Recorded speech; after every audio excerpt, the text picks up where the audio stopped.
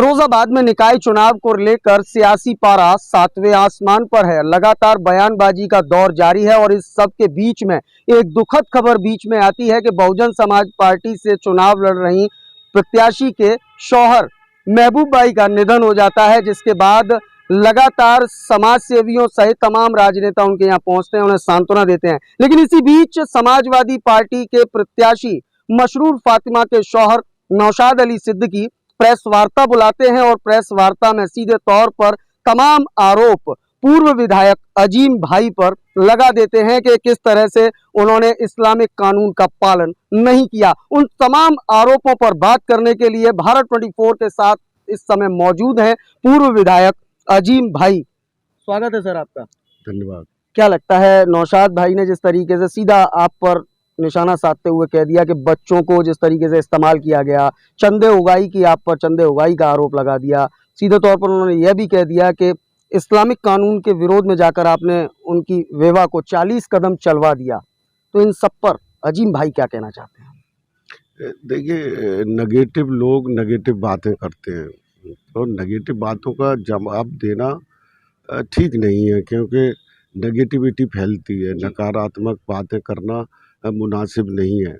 जहाँ तक बात है चंदे की, जिस दिन महबूब अजीज़ अब्बासी साहब का इंतकाल हुआ तो बहन कुमारी मायावती जी का फ़ोन आया था, उनकी वालदा से बात हुई, हमसे भी बात हुई। तो श्रद्धेय बहन जी ने ये कहा कि बसपा का एक एक कार्यकर्ता रुखसाना बेगम के साथ है, क्योंकि उनके साथ में बहुत बड़ा हादसा हुआ है। जवानी में ही वो विधवा हो गई। 2 मासूम बच्चे हैं, एक 5 साल का, एक 1 साल का। तो बहन जी ने जो आदेश अपने नेताओं को, कार्यकर्ताओं को दिया जी। उस दिन उसका नतीजा था कि बसपा के लोगों ने, जो बसपा की लीडरशिप है फिरोज़ाबाद में, श्री हेमंत प्रताप सिंह जी, डॉक्टर ज्ञान सिंह जी, ब्रजेश वरुण जी, सत्येंद्र जैन सोली साहब, डॉक्टर बारेलाल जी, इन सब ने जो बहन जी ने आदेश दिया उसका पालन करते हुए पैसे को इकट्ठा किया और चुनाव लड़ने के लिए मदद की। क्योंकि श्रद्धेय बहन जी का आदेश था कि अब इस दुनिया में महबूब अजीज़ नहीं है तो बसपा की टीम को उनके साथ खड़ा होना चाहिए। अब इस चीज़ को नेगेटिव लोग नेगेटिव तरीके से पेश करते हैं, उसका जवाब देना भी मुनासिब नहीं है। ये सिर्फ चुनाव लड़ने के लिए मदद थी बसपा की टीम की तरफ से, और मैं एक छोटा सा वर्कर होने के नाते, कार्यकर्ता होने के नाते बसपा के सम्मानित नेताओं का इसके लिए बहुत धन्यवाद देना चाहता हूं कि उन्होंने श्रद्धेय बहन जी के आदेश का पालन किया और रुखसाना बेगम के चुनाव के लिए आर्थिक सहयोग दिया। क्योंकि चुनाव में पैसा खर्च होता है, सामग्री छपती है, बस्ते बनते हैं, बहुत कुछ होता है, तो उसके लिए पैसे की ज़रूरत होती है। और जो सच्चे नेता होते हैं, जो समाज के लिए काम करते हैं, देश के लिए काम करते हैं, उनकी आर्थिक स्थिति अच्छी नहीं होती तो वो चंदे से ही चुनाव लड़ते हैं। मुझे पूरी ज़िंदगी हो गई, पूरी ज़िंदगी राजनीति में निकल गई, बहुत चुनाव भी लड़े हैं, मैंने कभी भी अपनी जेब से 10 रुपया खर्च नहीं किया, जनता ने ही चुनाव लड़ाया है। और आज भी महबूब अजीज़ की जो विधवा हैं रुखसाना बेगम, उन्हें जनता ही चुनाव लड़ा रही है। तो वो चुनाव के लिए आर्थिक सहयोग था, उसको वो किस तरह से पेश करते हैं वो उनकी अपनी मानसिकता की बात है। जैसे ही आपने जो घोषणा हुई उसके बाद समाजवादी पार्टी के प्रत्याशी जो हैं उनके शौहर की तरफ से प्रेस वार्ता बुलाई गई, मुस्लिम धर्म गुरुओं को बिठाया गया और सीधे तौर पर केवल और केवल मुस्लिम वोट बैंक पर बात हुई। तो क्या लगता है, कहीं ना कहीं महबूब अजीज जी के निधन के बाद क्या मुस्लिम वोटों के ध्रुवीकरण का मामला है और बहुजन समाज पार्टी को किस हद तक सिंपैथी के नाम पर, क्योंकि जो लगातार जो कहा जा रहा है उनकी तरफ से सिंपैथी, क्या लगता है सिंपैथी इस बार हाथी को फाइट में लेकर आ रही है या इस तरीके की बातों का कोई प्रभाव नहीं पड़ने वाला है? देखिए, जो इंसान है और जिसके दिल में, जिसके सीने में दिल धड़कता है और उस दिल में अगर सच्चाई है ज़रा सी भी, तो वो उन मासूम बच्चों के साथ खड़ा होगा, उस बेवा के साथ खड़ा होगा जो जवानी में ही विधवा हो गई। तो ये हमदर्दी तो है, हर समाज में है, ऐसा नहीं है सिर्फ मुस्लिम में है। हिंदू समाज के लोग भी ये सोच रहे हैं कि महबूब अजीज़ जिसने सामाजिक कार्यकर्ता के रूप में अपने 30 साल ज़िंदगी के दिए हैं इस शहर को, तो अब एक महबूब के ना होने से उनकी पत्नी के लिए लोगों के दिल में हमदर्दी है। 5 साल और 1 साल के बच्चे के लिए हमदर्दी है। अब उस हमदर्दी का लोग मजाक उड़ाएं तो नुकसान उनका ही होगा। जो जितनी घटिया बात करेगा उसका नुकसान उतना ही होगा।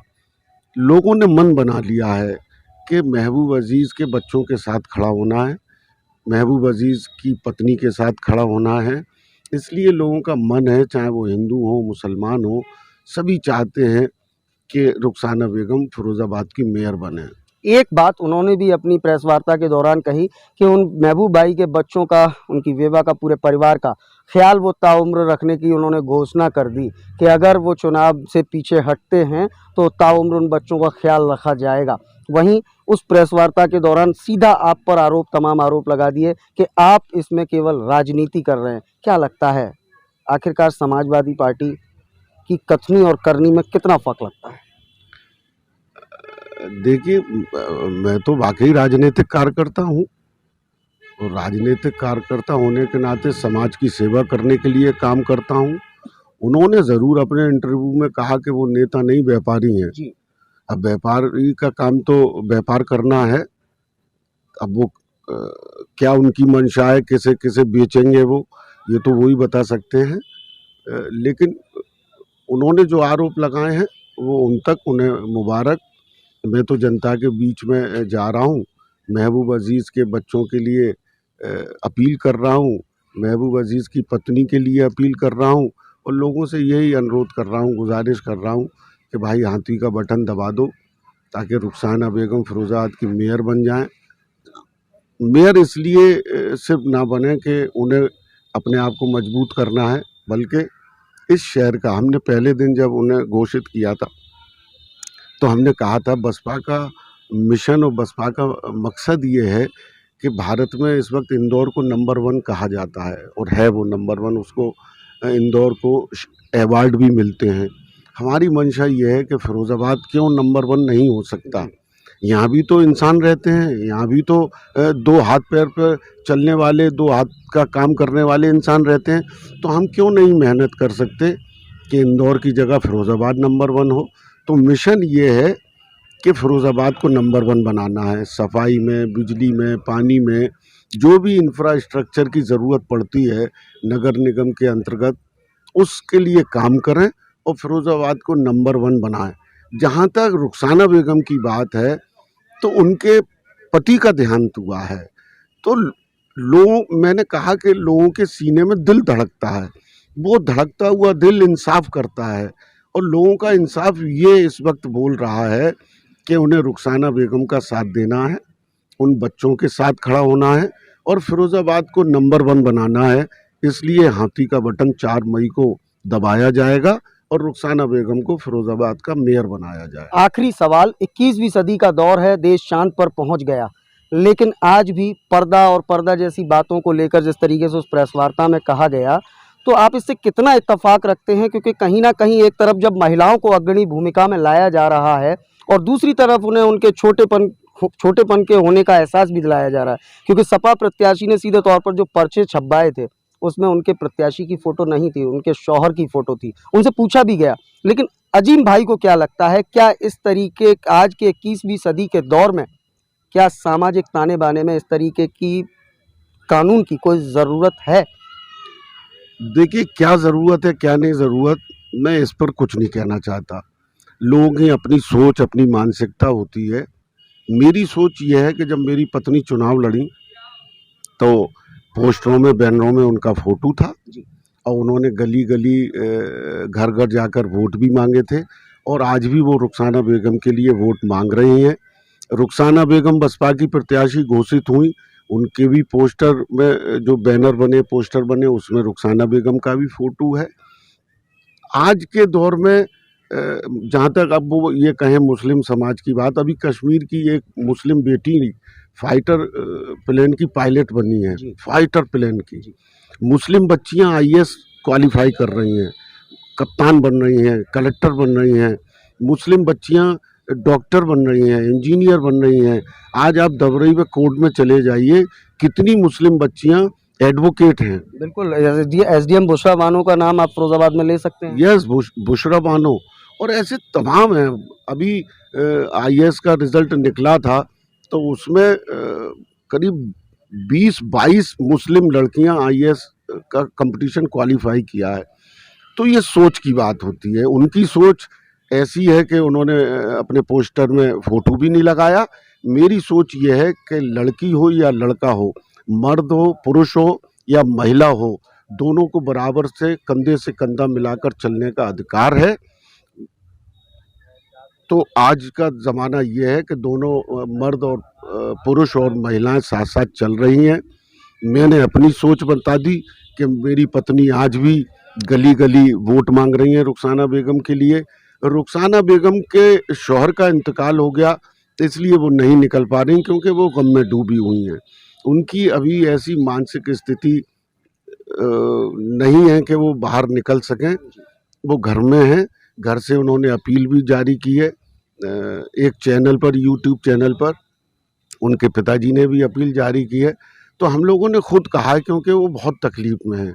आप समझ सकते हैं कि एक महिला जिसका एक 5 साल का बच्चा हो, एक 1 साल का बच्चा हो और उसके सर से उसके पति का साया उठ गया हो, तो महिला कितनी परेशान होगी। तो वो अपने बच्चों को संभाल रही हैं, घर में हैं, लेकिन उनकी जगह सभी लोग महबूब अजीज़ बनकर, रुखसाना बेगम बनकर जनता से अपील कर रहे हैं, जनता से हाथ जोड़कर वोट मांग रहे हैं और यही अपील कर रहे हैं कि 4 मई को हाथी का बटन दबाएं और महबूब अजीज़ की जो आखिरी इच्छा थी इस शहर की सेवा करने की, इस शहर को नंबर 1 बनाने की, वो इच्छा को पूरा करें और रुखसाना बेगम को फिरोजाबाद का मेयर बनाएं। धन्यवाद हमसे बात करने के लिए। तो ये थे हमारे साथ पूर्व विधायक एवं बहुजन समाज पार्टी के कद्दावर लीडर अजीम भाई, जिन्हें आप सुन रहे थे क्योंकि सीधे तौर पर समाजवादी पार्टी की मेयर पद की उम्मीदवार के शौहर नौशाद अली सिद्दीकी ने तमाम आरोप लगाए थे। उन आरोपों पर खुलकर बात करते हुए यह साफ कर दिया कहीं ना कहीं समाजवादी पार्टी ने, क्योंकि नौशाद अली सिद्दीकी जो कि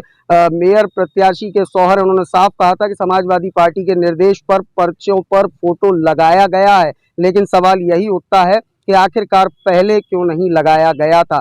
कहीं ना कहीं मानसिकता का फर्क है। इस साक्षात्कार में आपने साफ सुना कि किस तरह से उन्होंने यह साफ भी कर दिया है कि कहीं ना कहीं सहानुभूति सीधे तौर पर बसपा प्रत्याशी के साथ फिलहाल मुस्लिम क्षेत्र के साथ साथ हिंदू आबादी में भी नजर आती है। अब ऐसे में क्या होंगे चुनावी परिणाम और क्या होंगे समीकरण, यह तो आने वाला वक्त बताएगा। लेकिन फिरोजाबाद में फिलहाल